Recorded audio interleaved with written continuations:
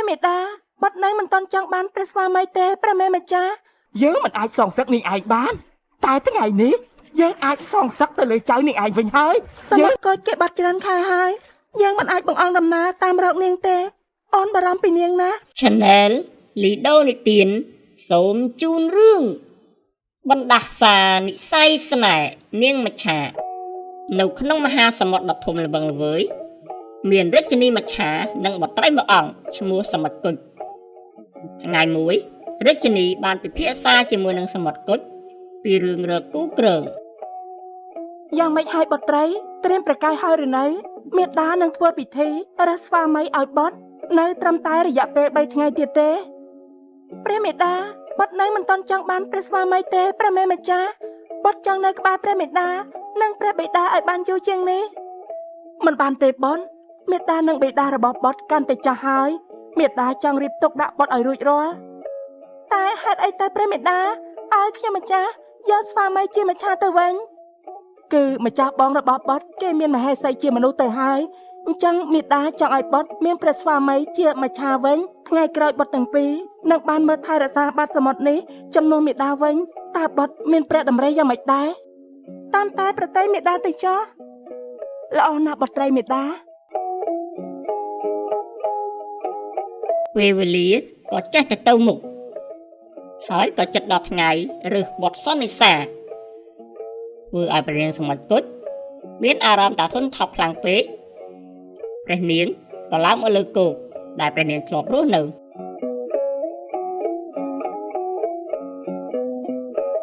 ខ្ញុំត្រូវរស់នៅជាមួយអ្នកណាក៏មិនដឹងហើយខ្ញុំមិនចង់តទៅសោះតែខ្ញុំក៏មិនអាចជំទាស់ប្រតិរបស់ព្រះមេដាបានដែរពេលនោះដែរស្រាប់តែមានយាយចាស់ចំណាស់ម្នាក់ដើរចូលមកចៅស្រីចាលោកយាយមកពីណាដែរមិនមកនៅលើកោះនេះបានយាយរស់នៅក្បែរនេះយូរឆ្នាំមកហើយខ្ញុំមិនដែលដឹងសោះថានៅលើកោះនេះមានមនុស្សរស់នៅដែរអូព្រោះយាយនៅតែផ្ទះមិនសូវចេញមកក្រៅទេតែថ្ងៃនេះយាយចង់ដើរចេញក្រៅបន្តិចអូអញ្ចឹងទេលោកយាយមើលតែសុខភាពរបស់លោកយាយរឹងមាំណាស់មែនហើយចៅស្រីសុខភាពយាយល្អណាស់មិនដែលឈឺស្កាត់អីទេគឺមកពីយាយបរិភោគផ្លែដូងនេះនេះចៅស្រីយាយឲ្យចៅមួយផ្លែណាចៅយកទៅញ៉ាំចោះសម្រស់របស់ចៅនឹងរឹតតែស្អាតបន្ទាប់ពីលោកយាយនិយាយរួចហើយក៏ហុចផ្លែដូងមួយផ្លែនោះយកទៅឲ្យសមុទ្រគុជ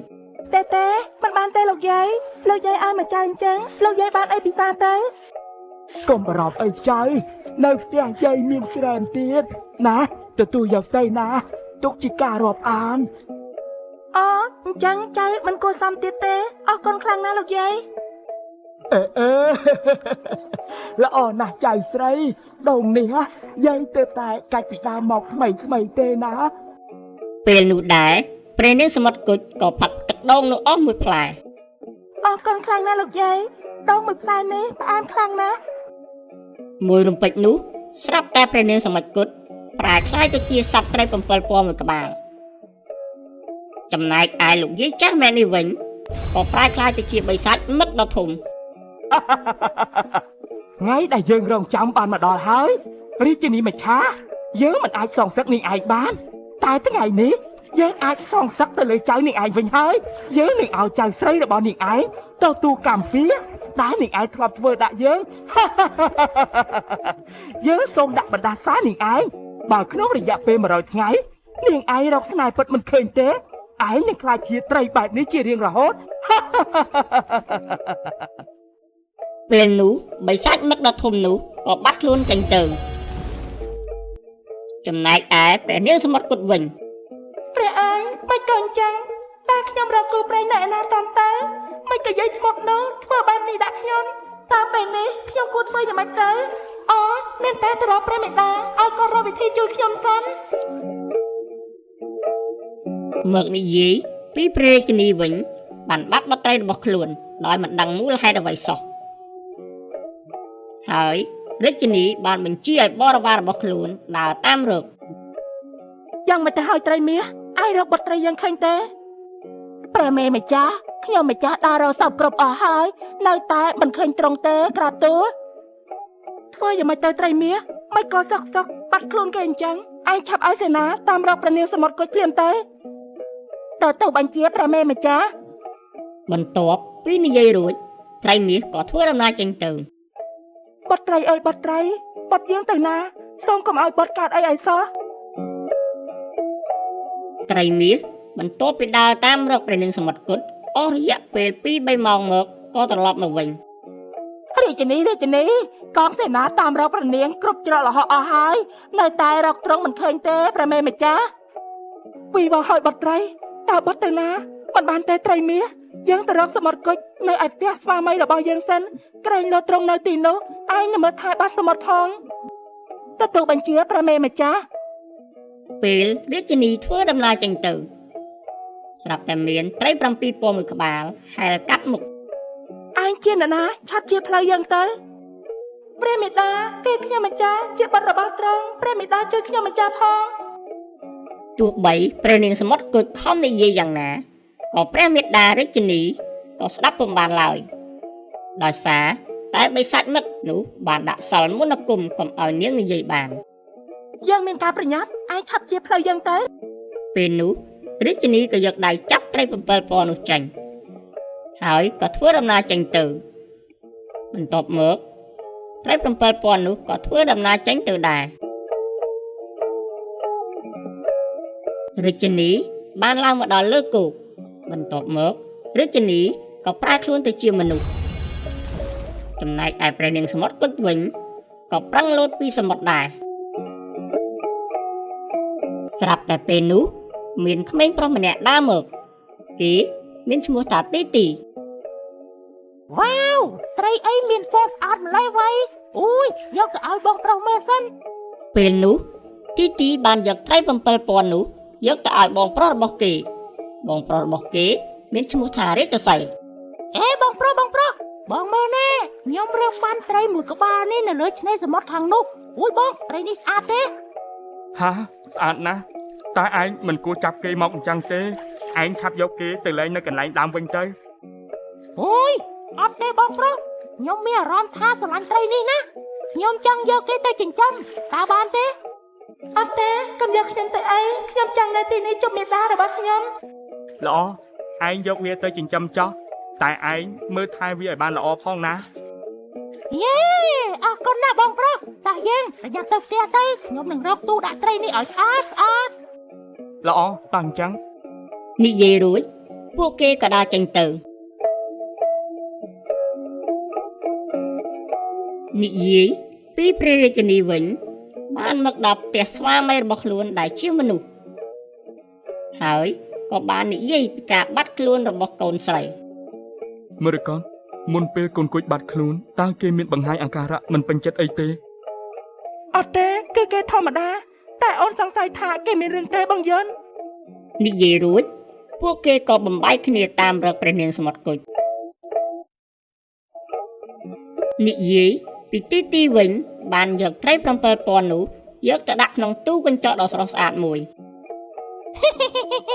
អូយស្វាគមន៍មកកាន់ផ្ទះរបស់ទីណាត្រីតូចខ្ញុំនឹងចិញ្ចឹមឯងឲ្យបានល្អ ទីអាប៉ុណ្ណឹងបានហើយប្អូនឡើងទៅមុជទឹកទៅ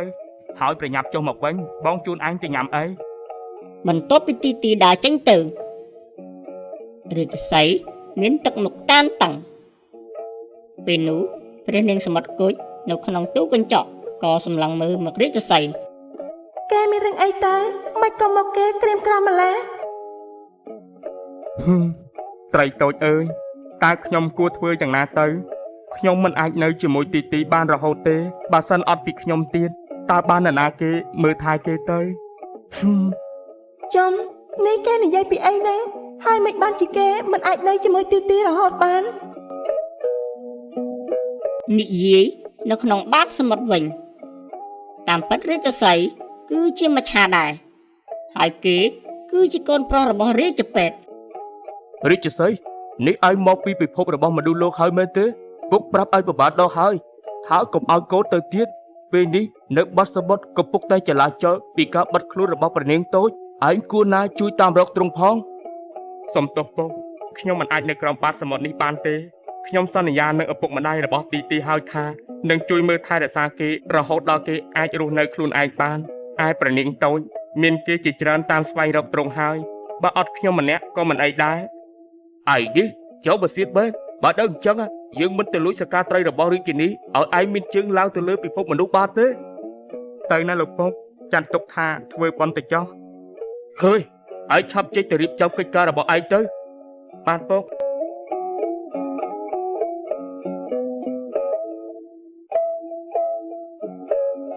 និយាយពីព្រះបត្រាវិញគេគឺជាបងប្រុសរបស់សមុទ្រគុជហើយគេបានតាមរកប្អូនស្រីរបស់គេជាមួយនឹងភរិយារបស់គេឈ្មោះវត្តៃអូនហត់ហើយមែនទេចាំបងជូនអូនត្រឡប់ទៅសម្រាប់វិញអូនកំពុងតែមានប្រកបផងអូនត្រូវសម្រាប់ឲ្យបានច្រើន មិនអីទេអូនអាចទ្រាំបានសមុទ្រកូចគេបាត់ច្រើនខែហើយយើងមិនអាចបង្អង់ដំណើរតាមរកនាងទេអូនបារម្ភពីនាងណា ពេលនោះស្រាប់តែទីទីរត់ទៅបុកជាមួយនឹងព្រះបត្រា អូយមិញតូចឯងយកមិនទៅហើយមិនក៏ឯងរត់លឿនម្លេះ អូយសុំទៅផងបងប្រុសខ្ញុំប្រញាប់ទៅផ្ទះព្រោះខ្លាចបងខ្ញុំបារម្ភ មិនអីទេលើកក្រោយឯងប្រយ័ត្នថងណា អូយជើងរបស់ខ្ញុំក្រិចហើយធ្វើមិនទៅខ្ញុំត្រូវប្រញាប់ទៅផ្ទះផង មិនអីទេចាំពួកបងជូនឯងទៅផ្ទះក៏បានដែរ ព្រះបត្រានិងវត្តៃបាននាំទីទីទៅផ្ទះពេលមកដល់ផ្ទះទីទី ហាម្ចាស់បងជួយខ្ញុំផងហាត្រីនេះស្អាតម្ល៉េះបងប្រុសបាទត្រីនេះខ្ញុំរើសបានកាលពីប្រហែលខែមុនរួចក៏យកវាមកចិញ្ចឹម ពេលនោះរាជសីក៏បានមកដល់ ហារាជសីមិនក៏ឯងមានជើងអញ្ចឹងរាជទានទោសព្រះបត្រាទូបង្គំនឹងបកស្រាយប្រាប់ត្រង់ក្រាបទូលទីទីប្អូនឆាប់ឡើងទៅលើសិនទៅបងមានការនិយាយបន្តិច បាទបងប្រុសហាមិនបានជាបងប្រុសស្គាល់រាជសីដែរតើគេជានរណាទៅ ឯងឆាប់ប្រាប់យើងមកមិនក៏ឯងអាចមានជើងឬមួយក៏ឯងលួចស្រការបស់មេដាយើងសូមប្រទានទោសក្រាបទូលទូបង្គំពិតជាចាំបាច់ត្រូវធ្វើបែបនេះពិតមែនតើរឿងចាំបាច់អីទៅឯងឆាប់ប្រាប់យើងភ្លាមមក រាជសីបាននិយាយពីដើមតើងដែលខ្លួនបានលួចស្រកាត្រីរបស់រាជនីដោយសារតែខ្លួនត្រូវជួយថែរក្សាទីទីជំនួសម្ដាយឪពុករបស់គេដោយសារម្ដាយឪពុករបស់ទីទីត្រូវចោទចាក់សម្លាប់ ក្រាមទូលព្រះបត្រារឿងគឺបែបនឹងឯងទើបខ្ញុំសូមឲ្យពុកជួយទៅលួចស្រការបស់រាជនីដើម្បីឲ្យខ្ញុំមានជើងនិងអាចតាមរកទីទីបាន ពេលនោះដែរទីទីក៏លួចស្ដាប់ឮ មិនពិតទេប៉ាបាក់ខ្ញុំមិនបានស្លាប់ទេហេតុអីក៏បងកុហកខ្ញុំហេតុអីក៏បងមិនព្រមប្រាប់ខ្ញុំតាំងពីដើមមិនក៏កុហកខ្ញុំតែគាត់ទៅរកស៊ីនៅស្រុកឆ្ងាយខ្ញុំស្អប់បង និយាយរួចទីទីក៏យកដុំថ្មគប់ត្រូវទូត្រីហើយទីទីក៏រត់ចេញទៅ ម៉ាក់ប៉ាអ្នកទាំងពីរទៅចោលខ្ញុំហើយខ្ញុំនឹកប៉ានិងម៉ាក់ណា ប្អូនប្រុសកុំចាំងអីប៉ាម៉ាក់របស់ប្អូនមិនចង់ឃើញប្អូនបែបនេះទេ ហេតុអីបងកុហកខ្ញុំ ទីទីឲ្យបងសុំទោសបងគ្រាន់តែខ្លាចប្អូនឈឺចាំតែបងពិតជាស្រឡាញ់ប្អូនពិតមែនហើយបងនឹងនៅមើលថែទាំប្អូនជារៀងរហូតទៅមែនហើយប្អូនប្រុសបងរាជសីស្រឡាញ់ប្អូនណាស់ប្អូនមានឮទេថាគេលះបង់ប៉ុណ្ណាដើម្បីជួយប្អូននោះ តែគាត់កុហកខ្ញុំទីទីគាត់ក៏មិនចង់អញ្ចឹងដែរអូនបើគាត់មិនស្រឡាញ់ប្អូនគាត់មិនធ្វើដល់ថ្នាក់នេះទេគាត់លះបង់ពេលវេលាដើម្បីមើលថែអូនកន្លងមកអូនរស់នៅជាមួយគាត់បានសុខទេគាត់មានដែរធ្វើបាបអូនទេអត់ទេគាត់តាមចិត្តខ្ញុំណាស់មែនហើយប៉ុណ្ណឹងហើយអូនថាគាត់មិនស្រឡាញ់អូនទៀតទេបងប្រុសឲ្យខ្ញុំសុំទោសដែលធ្វើបែបនេះដាក់បងកុំខឹងខ្ញុំអីណា និយាយរួចពួកគេក៏នាំគ្នាដើរចេញទៅនិយាយពីព្រះនាងសមុទ្រគុតវិញនាងបានធ្លាក់មកលើដី ត្រីតូចមិនក៏អញ្ចឹងអូយត្រីតូចគេស្លាប់បាត់ហើយទៅដឹងបងប្រុស អញកុំកើតអីឲ្យសោះណា បងប្រុសរកវិធីជួយគេផងទៅ ទីអញនៅទីនេះហើយណាបងរកវិធីជួយគេ រាជសីហ៍បានយកព្រះនាងសមុទ្រគុជទៅឲ្យឪពុករបស់ខ្លួនព្យាបាល យ៉ាងម៉េចហើយពុកត្រីតូចអាចសង្គ្រោះបានទេគេសល់ដង្ហើមតិចណោះខ្លាចតែជួយគេមិនបានទេអត់ទេត្រីតូចអញមិនអាចទៅទាំងបែបនេះទេដឹងខ្លួនឡើងវិញមកត្រីតូចវិធីចុងក្រោយគឺបញ្ចូលខ្យល់ឲ្យគេតែឯងទៅស្រាប់ហើយបើបិឆាយើងបញ្ចេញខ្យល់ដង្ហើមចេញទៅនឹងធ្វើឲ្យរាងកាយចុះខ្សោយខ្លាំងណាស់ រាជសីហ៍មិនបានគិតច្រើននោះទេគេក៏លើកព្រះនាងសមុទ្រគុជយកមកបញ្ចូលខ្យល់ពេលបញ្ចូលខ្យល់រួចហើយស្រាប់តែព្រះនាងសមុទ្រគុជប្រែក្លាយទៅជាមច្ឆាវិញ ហាព្រះនាងសមុទ្រគុជ ខ្ញុំអាចត្រឡប់មករូបរាងដើមវិញហើយ ដោយសារតែរាជសីហ៍អស់កម្លាំងខ្លាំងពេករាជសីហ៍ក៏សន្លប់បាត់ទៅនិយាយពីព្រះនាងសមុទ្រគុជវិញបន្ទាប់ពីប្រែក្លាយទៅជាមច្ឆានាងក៏និយាយរៀបរាប់ពីដំណើរដើមតឹងប្រាប់ទៅព្រះមេដារបស់នាងមួយសន្ទុះក្រោយមករាជសីហ៍និងឪពុករបស់គេចូលមក រាជសីហ៍លោកយ៉ាងម៉េចទៅហើយ ក្រាបថ្វាយបង្គំព្រះនាងនិងព្រះរាជិនីទូបង្គំបានធូរខ្លះហើយទូបង្គំសូមអរព្រះគុណដល់ទ្រង់ខ្លាំងណាស់ក្រាមទូល មិនអីទេគឺយើងទេដែលត្រូវអរគុណឯងគង់តែបានឯងជួយសង្គ្រោះបុត្រីយើងកុំអីមិនដឹងថាត្រង់ទៅជាយ៉ាងណាទេ ព្រះរាជិនីឲ្យទូបង្គំសុំទោសដែលទូបង្គំថ្លើមថប់ហ៊ានលួចស្រការរបស់ទ្រង់ ព្រះមេដាកុំដាក់ទោសពួកគេអីគេធ្វើបែបនេះក៏ព្រោះតែចង់ជួយជីវិតមនុស្សដែរទេព្រះមេម្ចាស់មិនអីទេយកដល់បុត្រីរបស់យើងមិនដាក់ទោសពួកឯងទេហើយថែមទាំងប្រទានពិធីអភិសេកដល់កូនប្រុសរបស់ឯងជាមួយបុត្រីរបស់យើងព្រោះគេគឺជាគូស្នេហ៍ពិតរបស់បុត្រីយើងតើឯងយល់យ៉ាងណាដែរ ហាជាគុតបុតធប់ធេខ្លាំងណាស់ក្រាបទូល ចុះរាជសីហ៍ឯងគិតយ៉ាងម៉េចដែរ ក្រាបទូលព្រះមេម្ចាស់ទូបង្គំគ្រាន់តែជាមច្ឆាធម្មតាមានឋានៈតូចទាបជាងព្រះនាងខ្លាំងណាស់ទូបង្គំខ្លាចក្រែងតែមិនសមនឹងទ្រង់ទេ ខ្ញុំមិនប្រកាន់នឹងរឿងទាំងអស់នេះទេសំខាន់លោកមានទឹកចិត្តល្អខ្ញុំអាចផ្ញើវាសនាជាមួយលោកបាន ពិតមែនណាទ្រង់មិនប្រកាន់នឹងទូបង្គំទេពិតមែនទេ មែនហើយព្រោះមួយរយៈនេះខ្ញុំនៅជាមួយលោកក៏មានអារម្មណ៍ល្អចំពោះលោកដែរ អរគុណច្រើនណាស់ព្រះនាងទូបង្គំក៏លួចពេញចិត្តនឹងត្រីតូចដូចគ្នាក្រាបទូល ល្អណាស់យើងនឹងរៀបចំពិធីអភិសេកឲ្យពួកប៉ុននៅពេលដែលមេដាមានកម្លាំងឡើងវិញគ្រប់គ្រាន់អរគុណណាស់ព្រះមេដា សូមបងប្អូនថ្មីដែលមិនទាន់ជួយចុច Subscribe សូមជួយចុចម្នាក់មួយផងដើម្បីទទួលបានវីដេអូរឿងក្រោយៗទៀតបាទសូមអរគុណ